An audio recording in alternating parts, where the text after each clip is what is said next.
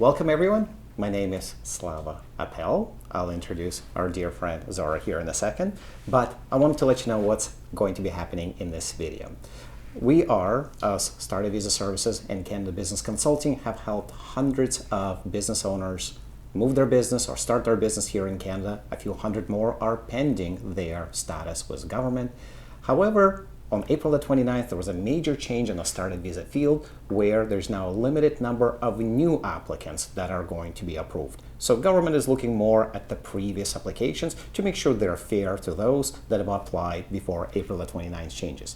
Because of that, we have invited Zara to educate us a little bit more on other pathways for Canada. Now, considering we're touching two aspects, we're touching immigration, we're touching business, I want to make sure there is a right way to do it. And because of that, we have to do this for every video. There's going to be no immigration advice given.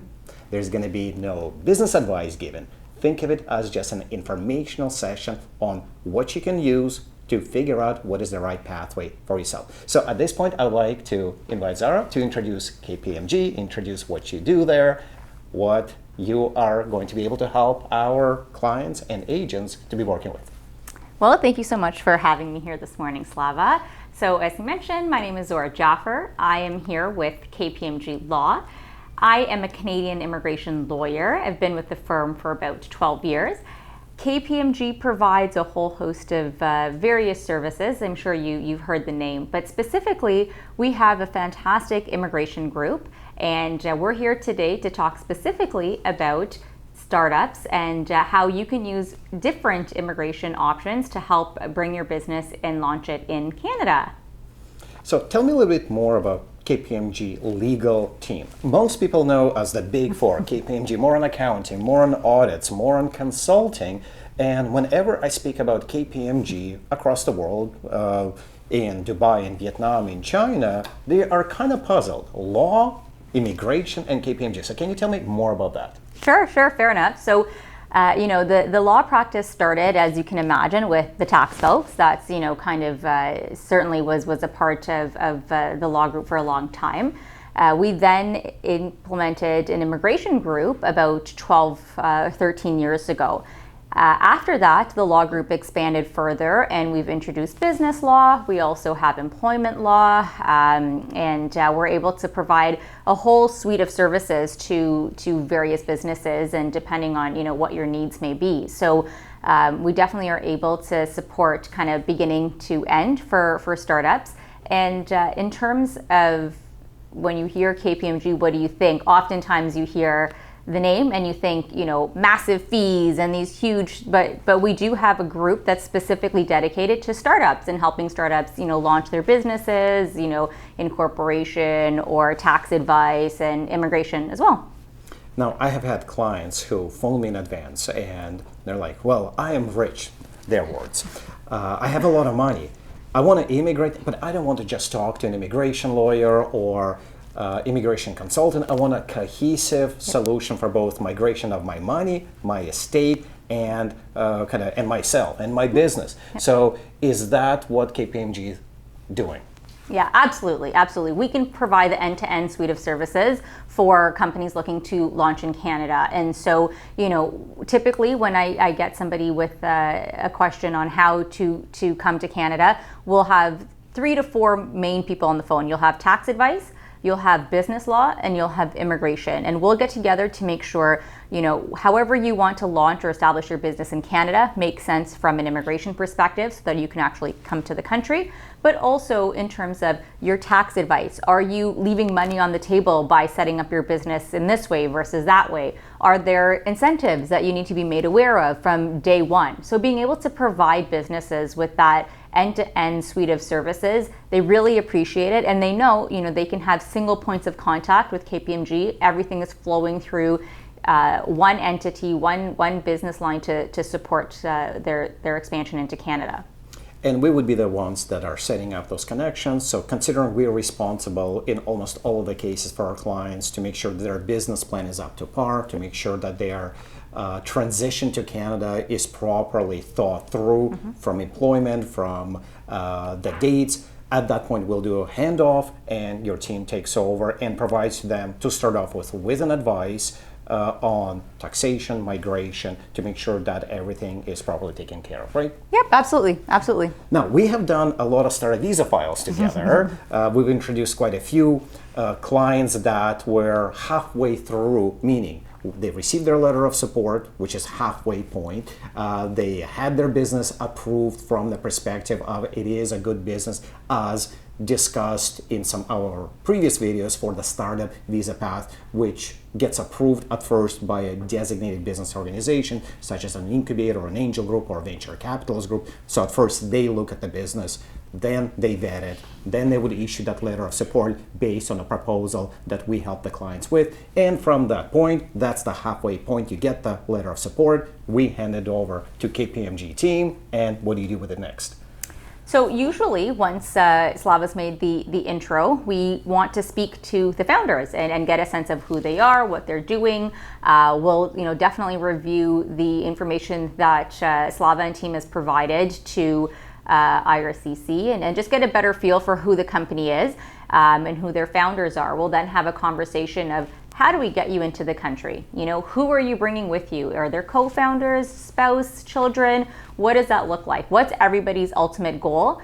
And that's when we'll start the immigration process there for you. If there are other services that you're looking for, we'll obviously connect with Slava beforehand, but certainly during that introductory phone call, we can ask about any other types of support that you're looking for once you are here in Canada. So let's switch gears for a bit. Today we are going to be discussing an alternative path to startup visa. Startup visa has experienced a slowdown because as of April 29th of 2024, Government of Canada has reduced the number of new applicants that they are going to see or allow to put in forward the application. Last year, the number was you can have 5,000 new applicants coming in. This year, based on the number of designated organizations, such as angel groups, venture capitalists, and based on incubators, maximum of new applicants in or around 800. So only 800 new businesses are going to be able to apply. So this week, Government of Canada can deal with the backlog of previous years. Some of the designated organizations, incubators or angel groups, were doing 100 to 300 application approvals per year. This year and next year, they can only approve 10 businesses each, which opens us up. What are the alternative paths for business migration to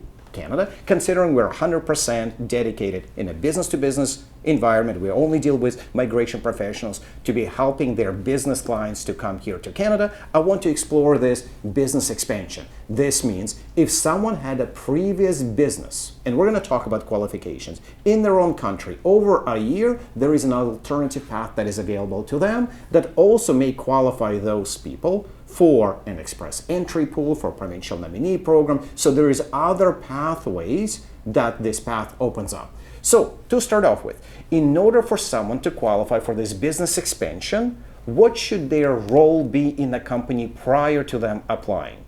Could they be a parent or subsidiary? Could they of a company? Could they be an employer? Could they be a co-owner, investor? So who actually qualifies for this path? So in order to take advantage of this pathway, you have to have an actual role within this business. You have to be employed for at least 1 year in a related entity. So what does that mean? A branch, parent, subsidiary, or an affiliated company. Now, you as the individual who's transferring have to have been in a position for at least 1 year. So it means that you can't simply be an investor who's not worked for that company. You can't simply be an owner who has never, taken up an actual role within that company. You do have to have worked in that company for at least 1 year and be able to provide proof of that. So confirmation of employment letter, your pay slips, all of that to demonstrate that you have legitimately worked for that company for at least 1 year. So almost 100% of the clients that we deal with are high net worth individuals, and how they made their money is typically through investments or business or real estate, meaning they belong to some sort of a structure. So in theory, that should qualify them to open up that conversation with us. Now, do they have to already in advance set up the relationship between Canada and their home country, or can they do that upon arrival? Can they do that remotely? What should the timing be? So they have their location in India and Pakistan, in Hong Kong, in Nigeria, wherever they are, and now they have the intent to utilize it as a path. At what point should they be opening up an entity here? And this is something that we will help them to make sure they're properly structuring. So at what point should they be opening it up?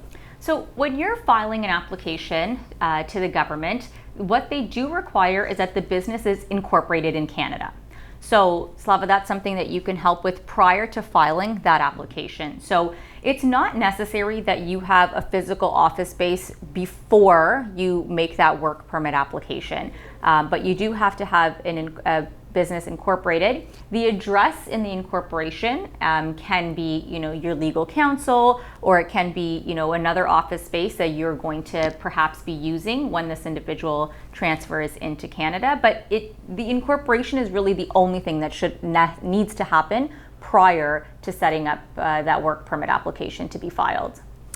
And to avoid any rumors, to make sure that there is no foul play, this is not meant for a holding company here. This is not meant for a shell company. It is meant to open up an actual active company that intends to, not even right away, but intends to make profit under that entity. Is that correct? Yeah, so you have to think about it as, you have your initial application, which is with a lens of a startup.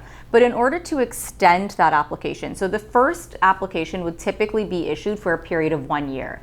But in order to extend that application, you're going to have to demonstrate that the things that you have outlined in your business plan, you have started to meet those targets or take steps towards achieving those targets. So, trying to set up a company, if you're not going to be able to demonstrate that you have hired individuals, or you're starting to actually launch your business, is the business generating revenue, things that demonstrate legitimacy of a business after that first year, you're not going to be eligible for any extensions. So you want to keep that in mind, that it's kind of a two-stage thought process. Step one is getting here, and step two is then being successful in an extension application, and that requires you to genuinely take up a position here in Canada, be on payroll, and start to launch that Canadian business.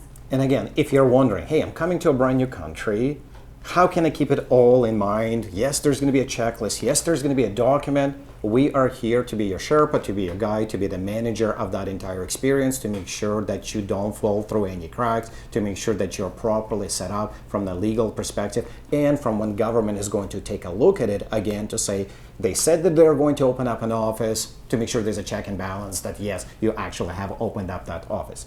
Now, does the government have a preference on a position of the person in the previous country? Could it be an executive or a senior manager? Could it be a functional manager, or someone who's even not belonging to a company in an ownership level, but someone that has that specialized knowledge? Does government have a preference?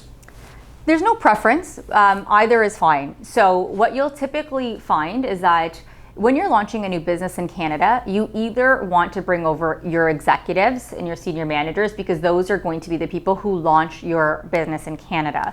But in certain instances, what you find is that perhaps you already have a client who's established that wants you to launch in Canada. In that case, you need your specialized knowledge worker, somebody who has the experience and expertise to deliver on that contract. Oftentimes senior managers and executives have perhaps lost that skill that some of the specialized knowledge workers might have. So it depends. Either one is fine for the purposes of the business expansion programs, and we would work with you in terms of identifying what information you want in that business plan and how to demonstrate that this person's presence in Canada is what's going to help launch the Canadian business. In one of the examples, without mentioning any names, we were working with someone that is in a luxury retail brand. That particular person was working in their country just in a managerial position, and then between the office in Canada and the position in their own country, she decided to come and manage a store here. So that actually qualified her, because she was a manager in the previous store. She's now a manager here, and she successfully completed stage one of this entire path, which now she's going to be applying for permanent residency. So she got enough points, she got enough of all of the check marks that were needed. So again, she was not an owner. She was not an investor. She was a manager in a branch with a very specialized brand, a luxury brand, and that qualified her. So, meaning it is really open for a lot of people. Absolutely. So, Zora, what level of English or French, what is the minimum, what is ultimate that you're looking for? What does the government want out of the people that are coming over here? So I will say that the language requirement is higher than what you would see in the startup visa. So startup visa had a requirement of CLB 5. And so to come through Express Entry, you're looking at CLB 7. So it is higher.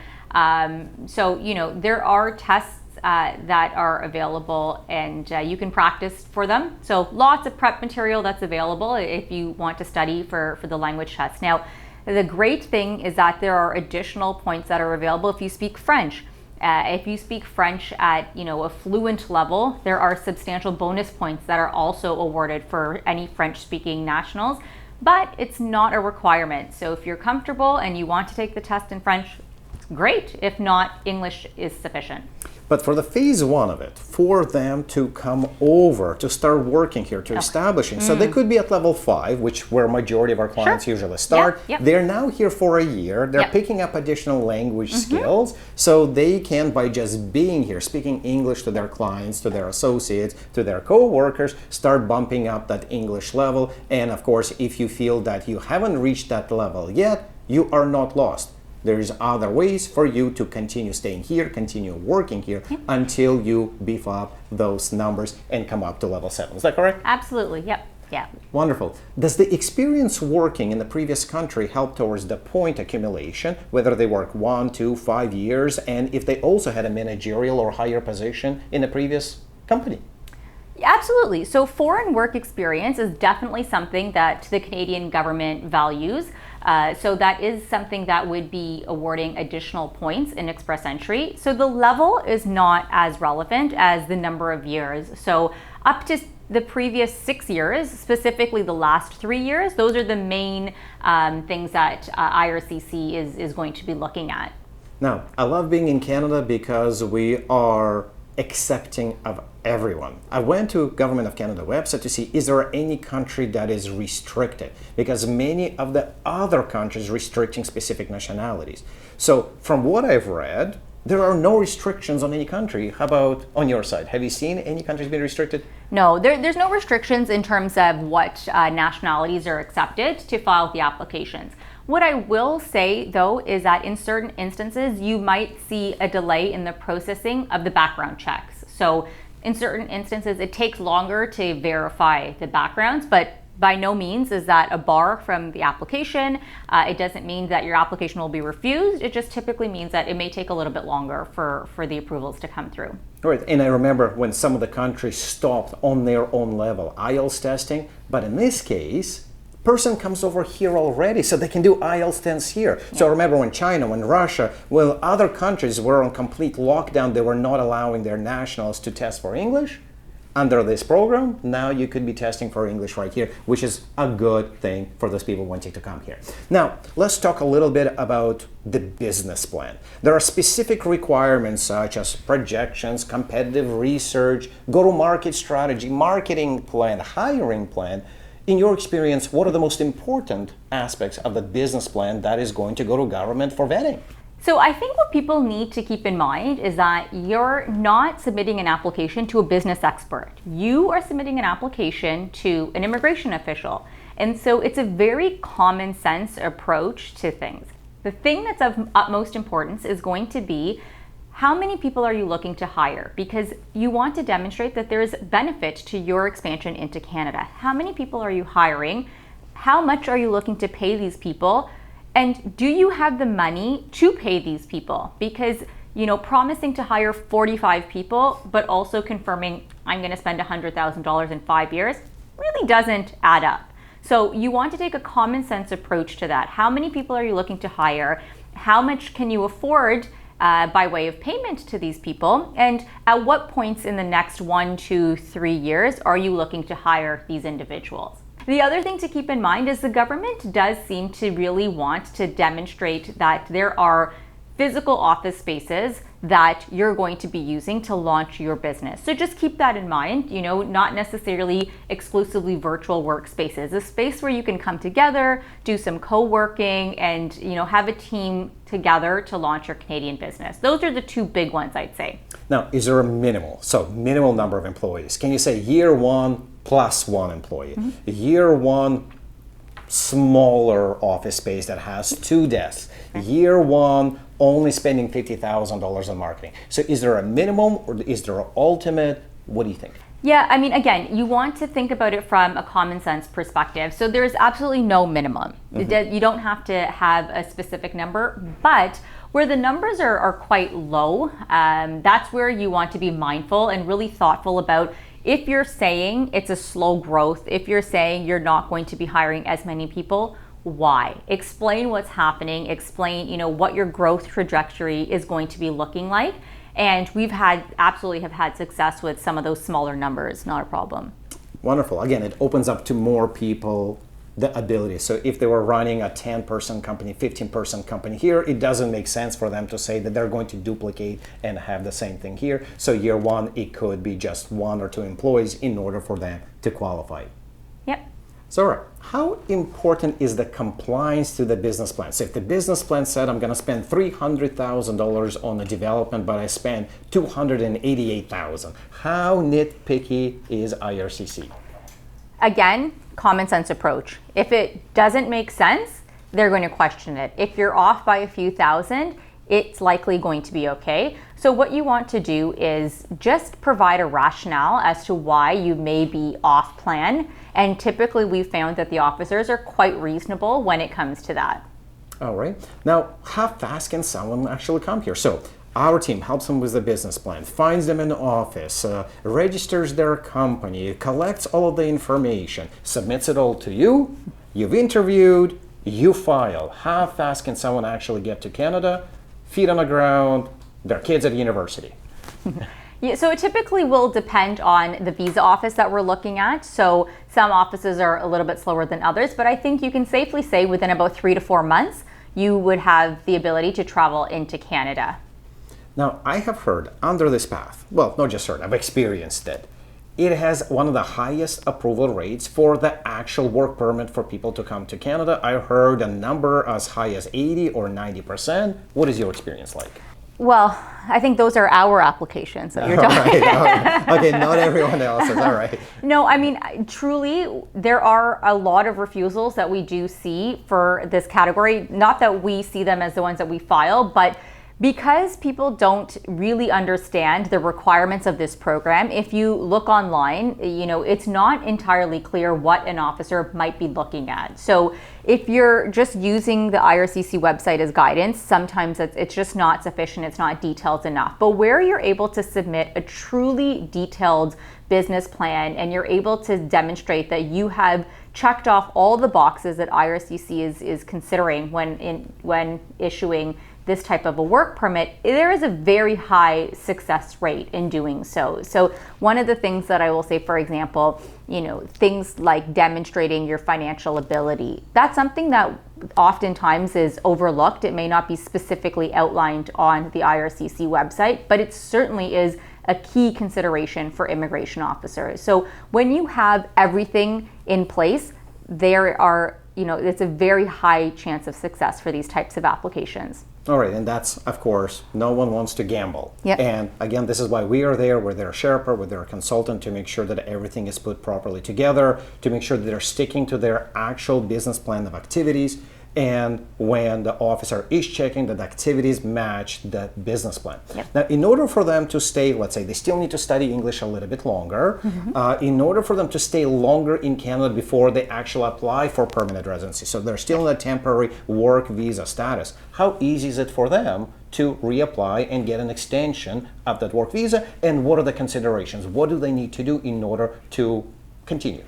So there's two kind of categories in terms of how long you can be in Canada under this category. So if you're in the executive, senior manager, functional manager, you can be here for up to 7 years. If you're in the specialized knowledge worker, it's up to 5 years. So both are very long periods of time to be here on temporary status. So if you're coming towards the end of that first year and you say, I'm just not quite ready to apply for permanent residence, we can absolutely help to renew your work permit. Now, in that renewal option, what you need to do is go back to your original business plan and compare what that plan says versus what have you done. And that's going to form the basis of your extension application. You're going to say, I was going to do X, Y, Z. Here are the things I've done and justification for the things you haven't done. And again, IRCC is quite reasonable when reviewing the extension applications. And so long as you can demonstrate that the Canadian business has launched, likely that there are people on staff, and ideally that there are some revenue or a clear path to revenue for the extensions. That was going to be my next question. Do they need to start making money right away? Most startups don't make money year one, they make money year 2 and 3. Now we're talking about business expansion, so they're making money in their old country. Yeah. So how important is it for the company landed here in Canada, expanded their business here to Canada, to start making money? Is it important? It's not mandatory, it's not a requirement. Again, you may be faced with an officer who perhaps doesn't quite understand the business realities, and that's often the case. But what you need to demonstrate is that your company has the financial ability to continue to support the expansion into Canada. So if your Canadian bank account doesn't have money in it, or you don't have proof of revenue generated in Canada, you will need to provide updated financials from the home country to show that the Canadian expansion can continue to be supported. Wonderful. Now, let's talk about spouses. We've talked about the main applicant. Spouse, kids, what is their status in Canada while the primary applicant is going through this process? Yeah, Canada is one of the best countries in terms of supporting families. Family unification is a key pillar of the Canadian immigration system. And so spouses are able to obtain an open spousal work permit, which would allow them to work for any company. They can work in any city, any province across Canada. The children are eligible to go to school up to the secondary school level, and it's just on the basis of the primary applicant having that work permit. So if someone's here 4, 5, 6 years, if they're in the managerial position, if they are just keep renewing it, if they haven't even qualified for the migration total language 7 requirement, their kids are safe, their spouses are safe, they're here. Yet again, another great benefit of this program. Zora, isn't it true that the reason why it's a 2-step process, that the first year work permit is truly to prove the seriousness, the preparedness of the candidate? What's your view on that? Yeah, absolutely. IRCC wants to be sure that these people who are coming over are truly here to launch a business. So they are looking to have proof that the things that were outlined in the business plan are actually being actioned during that first year. So those are definitely key considerations in getting those work permits issued for the full 5 or 7 years.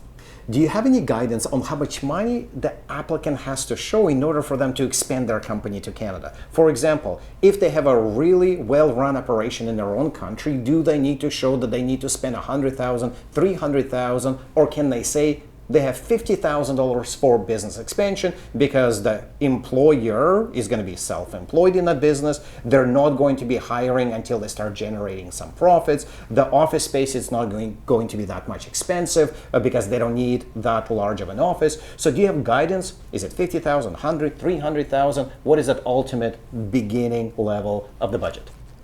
So there's no minimum or maximum when you're looking at these. It's a common sense approach, but your starting point is going to be your business plan. So when you look at your business plan, what are you saying you're going to be requiring? What is the cost of your office space? Who are you going to be hiring? Even when you're doing the transfer, you do need to show that you're paying that individual. So you want to keep all of that in mind when you're demonstrating how much money is available. And what we typically do is we'll rely on the foreign companies' revenue generation over the past several years to show, this is how much the business has been generating and expects to continue to generate that amount of money back home. So even if they only have $50,000 right now, but they typically have $500,000 in revenue each year, and they certainly plan to access those funds when required, that can help to demonstrate that there's sufficient funds available. But you do want to make sure that you're being mindful of what you've indicated in your business plan. And again, since we are the ones that are responsible to make sure your business plan is up to par, we will verify what is the available funds your company or you yourself have in order for you to migrate here, and we'll make sure that it matches between what you have available to what you will have in the business plan itself as well. So a few of the closing remarks here. So our team will help clients with that business planning, with the projections, competitive research, office search, hiring plan, marketing plan. So we will make sure that it adheres to the proper rules. We will make sure that we can assist you with all of the elements of checks and balances for the year that you have to be here performing and reporting back. We'll help you with those reports as well. We'll create those activity and log reports. We'll help you with the corporate structure, and then KPMG will help you with the legal filing, and as well as any advice when it comes to your taxation or estate planning. So I wanted to make sure that you are in the right hands between both our company and KPMG. Zora, thank you very much for helping our clients, our agents to understand how this path works. Any final thoughts? No, I mean, I think it's a great time to be looking at alternatives as other programs, slow down. It's a great opportunity to launch businesses here in Canada. Still a great place to be, and hopefully we have an opportunity to have more cases together. Right, and I hope that we can do as many numbers as we did in Startup Visa path towards now this new business expansion path that we will help you with. Thank you, everyone. Now, don't forget to click like and subscribe so you can see more great videos like that.